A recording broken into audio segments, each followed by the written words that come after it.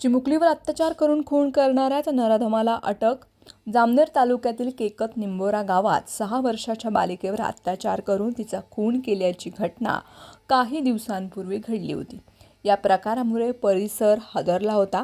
त्या नराधमाने चिंचखेडा शिवारातील शेतात हे दुष्कृत्य करून पलायन केलं होतं.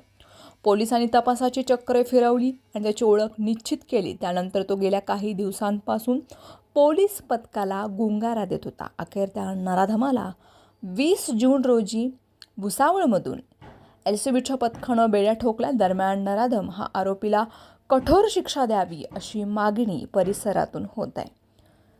सुभाष इमाजी भिल, वय वर्ष 35, राहणार वावडदा, चिंचखेडा, तालुका जामनेर असं या नराधमाचं नाव आहे. गुरुवारी 20 जून रोजी भुसावळ येथून पोलिसांशी आणि एलसीबीच्या पथकानं त्याला बेड्या ठोकल्यात. या संदर्भात प्रस्तुत प्रतिनिधीने एलसीबीच्या सूत्रांशी संपर्क साधल्यावर त्यांनी या वृत्ताला दुजोरा दिला. अखेर 9 दिवसांनी नराधमाला भुसावळ तालुक्यातील तापी नदीच्या परिसरातून दुग्ग्याची देवी मंदिराजवळ भुसावळ बाजारपेठ पोलीस स्टेशन आणि स्थानिक गुन्हे अन्वेषणच्या मदतीने ताब्यात घेण्यात आले. ही कारवाई पोलीस अधीक्षक डॉक्टर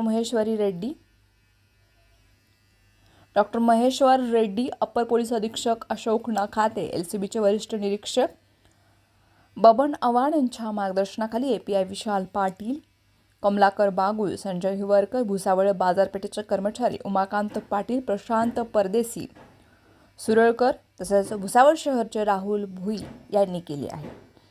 प्रतिनिधी बाळू वाघ, AVP माझा, जामनेर.